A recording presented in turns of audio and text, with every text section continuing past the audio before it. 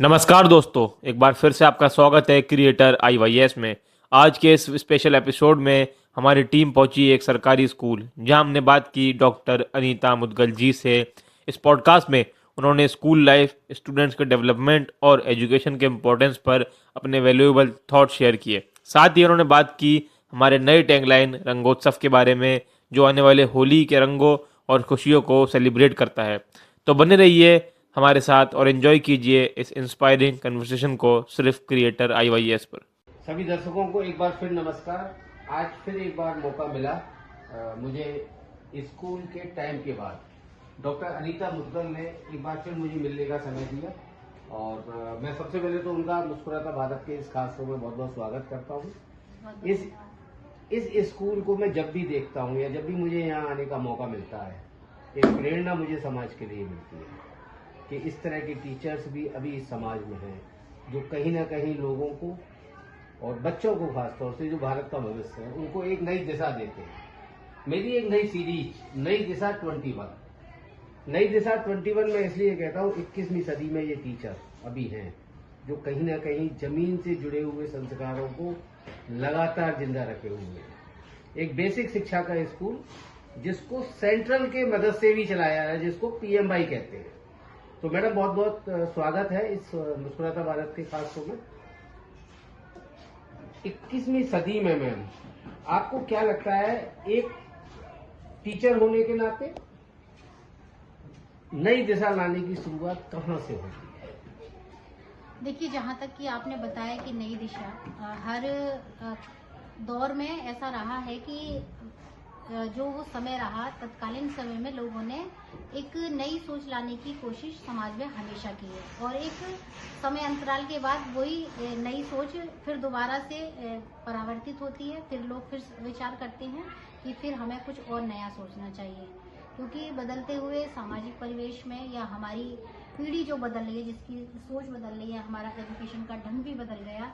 तो जैसे आपने कहा कि 2021 में 21वीं सदी में हमारी सोच क्या होनी चाहिए, तो मेरा मानना ये है कि समय के हिसाब से जिस तरह से युवा पीढ़ी की या जो हमारे बच्चे हैं उनकी सोच जो बदल रही है, तो हमें भी अपने को अपडेट रखना चाहिए। लेकिन खास तौर पर जो आप तकनीकी का युग देख रहे हो, तकनीकी के युग बहुत सारे हमारे पास टूल्स हैं डिजिटल माध्यम के, लेकिन उन टूल्स को यूज इंसान करता है। तो हमें चाहिए कि हमें हर समय, टेक्नोलॉजी तो समय समय के हिसाब से बदलती रहेगी, लेकिन इंसान की उसको चलाने वाला मनुष्य ही है। लेकिन हम मनुष्य की जो मॉरल वैल्यू है उसको ना बदलें, क्योंकि हमारे जो पहले के संस्कार थे, आप देखते होंगे कि शैक्षिक परिवेश में ज़्यादातर प्रार्थना सत्र में नैतिक बातों पर चर्चा की जाती थी, सद्विचार दिए जाते थे। बच्चों का एक विषय भी होता था नैतिक शिक्षा, जिसके माध्यम से उन्हें जीवन जीने की कला सिखाई जाती थी। बड़ों का सम्मान करिए, अपना आपका जो जिस समय जो काम है वो काम करिए, पढ़ाई करिए।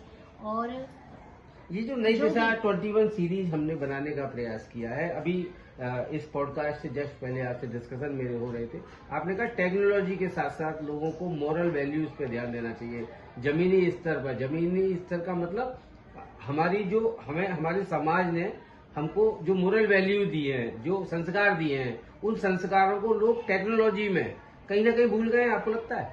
नहीं, बिल्कुल। आप जब तक देखेंगे कि तकनीकी युग, तकनीकी चीजों का या तकनीकी युग का भावनात्मक रूप से कोई उनका कहते हैं कि आउटपुट नहीं होता, ना उनके अंदर कोई भावनात्मक चीजें होती हैं, जिसको कि हम मतलब फोन को ये नहीं पता कि मैं क्या देख रही हूँ, फोन मुझे ये नहीं बताएगा कि मैं ये गलत देख रहा हूँ, गलत देख रही हूँ। या बच्चा है, किसी के हाथ में भी फोन है, तो हम जो चीज उसमें देखना चाहें वो देख सकते हैं।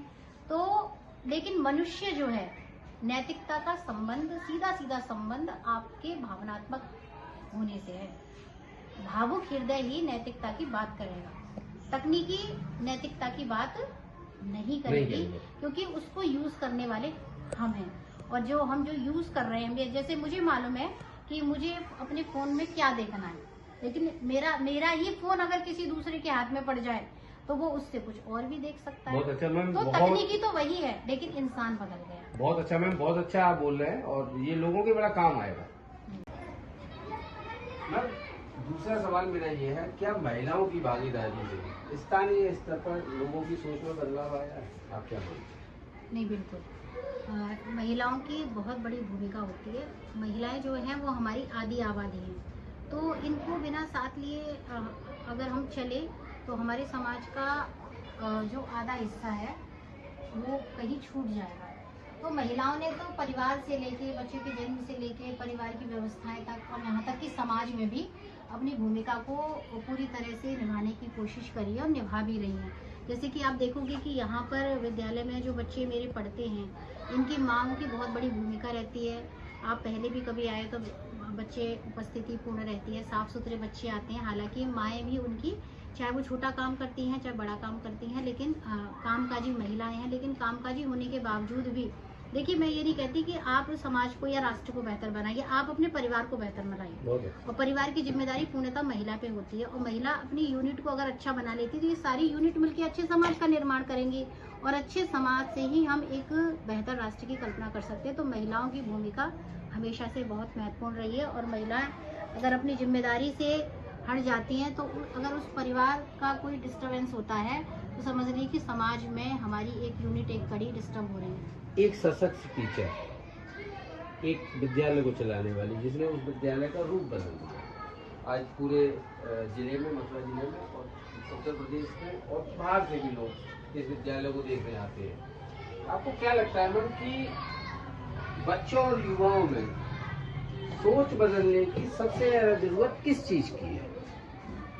इस वजह से आपने विद्यालय की बात की, तो मेरा मानना ये है कि विद्यालय की बहुत बड़ी भूमिका है। परिवार से निकलकर सबसे पहले जो हमारे देश का भविष्य कहे जाते हैं, अपने परिवार से निकल के सबसे पहले विद्यालय में आते हैं। जैसे कि आप देखेंगे हमारे यहाँ बाल बाटिका संचालित है, तो 3 वर्ष की उम्र का बच्चा जो है वो विद्यालय में प्रवेश कर जाता है, और यहाँ से 11 साल की अवस्था में निकलता है प्री प्राइमरी और प्राइमरी पढ़ के। उसके बाद 6 to 8 14 वर्ष तक की उम्र का अगर कंपोजिट विद्यालय है तो वो विद्यालय में ही बच्चे का समय बीतता है। और उसमें विद्यालय की बहुत बड़ी भूमिका होती है कि वो राष्ट्र के लिए, एक तरह से आप ऐसे कह लीजिए कि कच्चा माल हमारे पास आ रहा है, एक फैक्ट्री के रूप में विद्यालय काम कर रहे हैं, हमारा प्रोडक्ट कैसा होगा, है ना।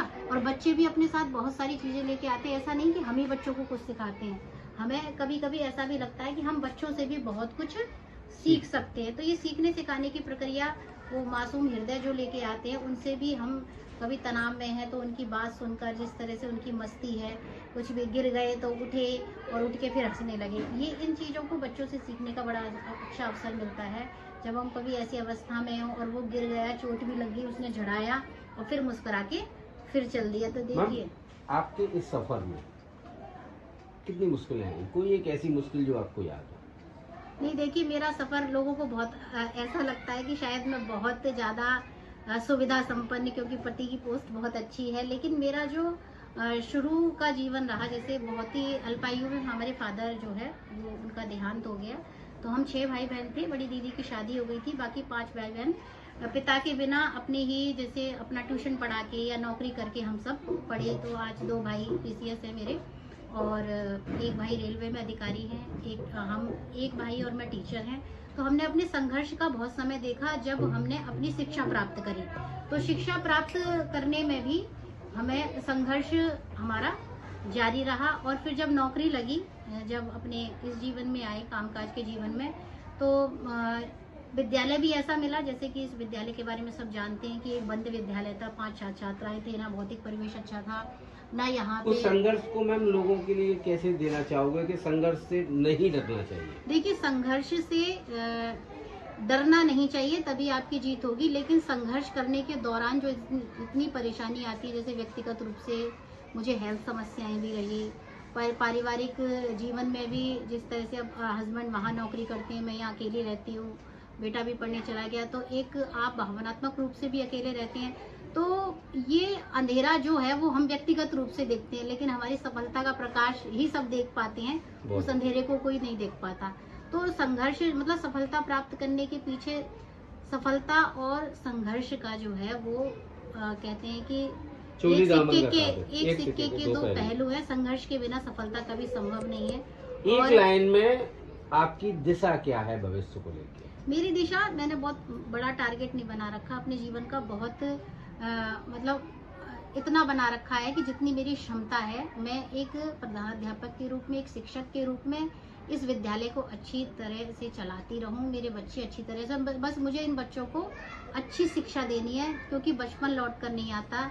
ये कभी जब अपने जीवन को याद करें तो अपनी प्राइमरी एजुकेशन को ये कभी ना भूलें कि हमारा स्कूल ऐसा था, हमारे स्कूल में ये था। छोटी छोटी चीज़ें बच्चों के लिए बहुत महत्वपूर्ण होती है, जैसे कि हम याद करते हैं।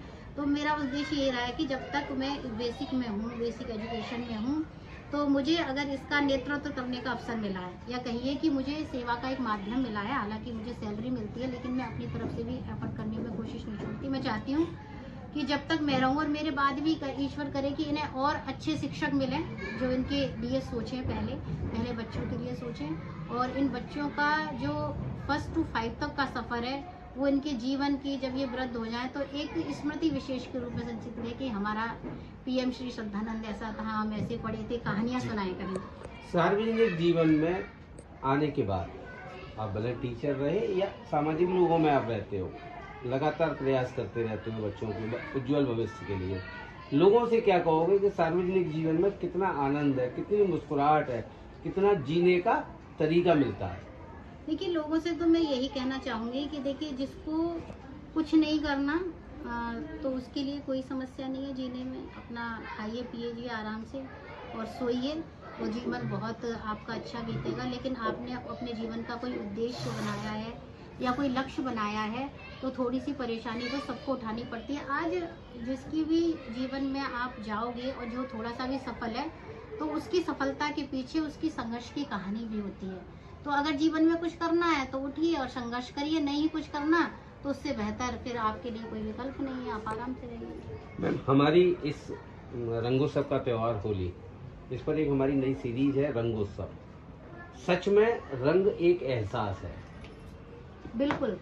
रंग सीरीज के साथ आपके भविष्य का क्या सपना है और लोगों को रंग से क्या सीखना चाहिए? डॉक्टर अनीता मुदगल क्या कहना चाहेंगी? देखिए, रंगों के बिना ये जीवन जो है वो सूना है। अब जैसे कि आप देख रहे हैं कि होली का उत्सव आने वाला है जी। और इसमें आप होली के त्योहार को ये मत मानिए कि ये रंगों का त्योहार है। इसका अगर हम मनोवैज्ञानिक महत्व देखेंगे होली का, जैसे कि दिवाली का त्योहार है, दिवाली का त्योहार जो है वो बहुत खर्चे वाला त्योहार है। जिसकी जितनी कैपेसिटी है उस त्योहार को वैसे ही मनाता है। कोई भाई सस्ती लड़ी लगा लेता है, कोई महंगे बल्ब लगाता है, झूमर लगा लेता है। तो वो त्योहार हमें एक इसका एहसास कराता है कि इंसान के मन में आता है कि काश मेरे पास भी पैसा होता तो मेरा घर भी ऐसा सजा होता। लेकिन होली एक ऐसा त्योहार है जो समानता का भाव हमारे अंदर लाती है। आप 5 या 10 रुपए की गुलाल की पुड़िया लाइए, सबके चेहरे पे लगाइए, हैप्पी होली बोलिए। मतलब ये नियमों से विपरीत जाकर गले लगाने का एक ऐसा त्योहार है जो बड़े या छोटे लोगों के बीच का अंतर समाप्त कर देता है और केवल इस त्योहार में मस्ती है। तो ये जीवन के रंगों से ही संभव है। रंग ही हमारे जीवन को खुशनुमा बनाते हैं, हमारे जीवन को आनंदमय बनाते हैं। बहुत बहुत शुभकामनाएं आपको होली की। लेकिन मैं आपसे ना 3 छोटे छोटे सवाल पूछूंगा, आपको छोटे में ही जवाब देना है। आपकी जिंदगी का वो छोटा सा पल कौन सा है जिसे याद करते ही आपको मुस्कान आए? मेरे जीवन का सबसे प्यारा जो पल है वो मेरे बेटे के साथ है, क्योंकि उससे पहले मैंने बताया कि संघर्ष का जीवन रहा, लेकिन मेरा बेटा होली के दिन ही हुआ है। सबसे बड़ी बात तो ये है कि उसका जन्म दिवस है जो वो होली है। तो और बिल्कुल होली के जैसा ही उसका व्यक्तित्व है। बिल्कुल मम्मी उदास होगी तो तुरंत वो प्रसन्न कराने की कोशिश करता है, चाहे उसे कितने भी ड्रामे करने पड़े, और किसी भी करने में वो संकोच नहीं करता है, चाहे उसे घूंघट पहन के नाचना पड़े या कुछ भी। और अपने अब 19 साल का है लेकिन अपने हिसाब से गंभीर भी है। लेकिन मेरे जीवन की जो सबसे बड़ी मुस्कुराहट है वो मेरा बेटा है। बहुत अच्छा। अगर आपको एक दिन बिल्कुल अपनी मर्जी से जीने का मौका मिले तो डॉक्टर अनीता मुदगल सबसे पहले क्या करेंगे? देखिए, मुझे अपनी मर्जी से जीने का मौका मिले तो कल ही मैं अपने बेटे से कह रही थी कि हम किसी पहाड़ पे जाएंगे और वहाँ पर कोई बिजली होगी ना फोन होगा, हम अपना घर बनाएंगे, कुछ पौधे लगाएंगे, कुछ जानवर पालेंगे। और मेरा जैसे एक ड्रीम है कि जैसे हमारे गांव में भी वो व्यवस्था मौजूद है, जैसे आपसे चर्चा में करी थी, बरगद का, नीम का, पीपल का पेड़ हो, एक छोटा सा तालाब हो जिसमें मछलियाँ हों, कुछ बत्तख हो, कुछ बकरियाँ हों, कुछ कुत्ते हों जिनके साथ में अपना समय व्यतीत कर सकूं। तो मुदगल साहब कहते हैं सारे शत्रुओं को, जैसे अब मछली को तो बतख खा जाएगी, बिल्ली और कुत्ते में लड़ाई होगी, लेकिन हम कुछ ऐसा करें कि जैसे मतलब ये सारी चीजें जो हमारे पास रहे, एक प्राकृतिक वातावरण, क्योंकि फिर मेरे को ऐसा लगता है जब मैं इस काम की दुनिया से दूर जाती हूँ तो मुझे प्रकृति ही सबसे प्यारी लगती है। बहुत अच्छा। नई दिशा 21 जिस पर ये पॉडकास्ट आज मैंने शुरू किया है, रंग सीरीज में और नई दिशा 21 में कौन सा रंग आप पब्लिक से कहोगे कि इस तरह से अपने जीवन को जिए, क्योंकि आप छोटे छोटे बच्चों को एक दिशा दे रहे हैं, तो क्या कहोगे पब्लिक से, बच्चों के लिए भी और बुजुर्गों के लिए भी? रंग में जैसे मैं कहना चाहती हूँ कि खुशियों का जो रंग है, जैसे कि हमारे तिरंगे में भी 3 रंग हैं, वो भी बहुत अच्छा मैसेज देते हैं। शांति का, उत्साह का, समृद्धि का, जैसे ग्रीन कलर है समृद्धि का है, ऑरेंज रंग हमारे उत्साह का प्रतीक है, सफ़ेद रंग शांति का है।